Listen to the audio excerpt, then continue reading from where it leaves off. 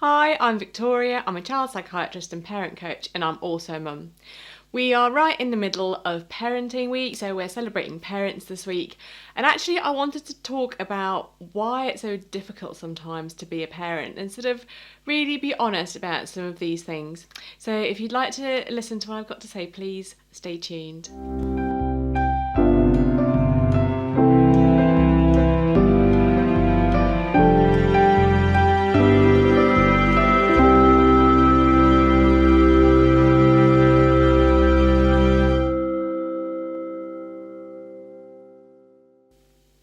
I often see parents when they are in a real crisis. Usually they get to me when the head's exploding because the child is so distressed and it feels like it's all just completely falling apart and they don't know what to do. They just think, oh my gosh, I'm not prepared for this happening. I feel powerless. I feel like I don't know how to say the right thing or do the right thing to make sure that they get back on track, that my child gets back on track and starts to experience life in a more positive way.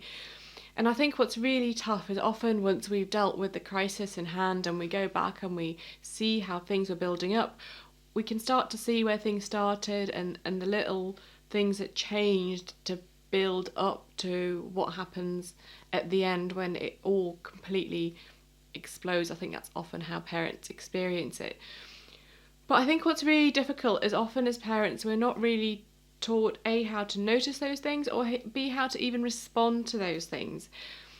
We sometimes get taught to just hope they go away or minimize them or just say, well, that's just how life is. But I think we don't have a lot of training on how to know when things are really worth paying attention to and working with, and when sometimes things do just, you do just need to say, actually, it's not going to be all right, it's not much to worry about.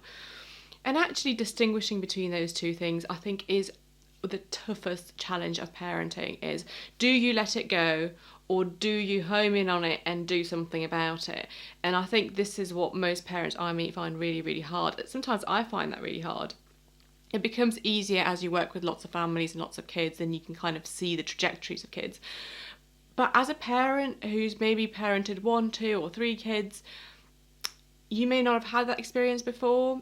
Your parents may not have had the experience before that you're having, and it becomes really difficult to know. We don't get any training as parents. We're just told to get on with it. And I think the hardest thing about society is that the expectation is that we will know, that as a parent you will just know what to do. But some of the things that parents face, they have never ever faced them before, and people around them may not have faced them before. How do you just know? And I think that's what I really want to say to parents is it's okay to just not know. If you are in a situation where things are really tough, you don't quite understand where they've come from, but you may have ideas, and usually when I speak to parents, once we break it down, they actually do know where it's come from. It's just having that headspace to think about it. If you are a parent in that situation, I think in many ways it's completely expected and normal, because why would you just know what to do? That magic knowledge is not just going to materialise from nowhere. So I think to say to parents, you are doing the absolute best you can. I know that all the parents I meet, even whose children have got to crises, it's not because they haven't done their best. They have done their best. But I think the tough thing is that's still not an acceptance in society, that parenting is something that is worth exploring, learning more about, having more knowledge about, because parenting is a skill. And this is what I find really tough, is that expectation that it's a skill that you're just born with. It's not. It's like a skill like any other skill. Some people will be naturally talented and naturally good at it because they've experienced very positive parenting themselves and they're able to pass that on.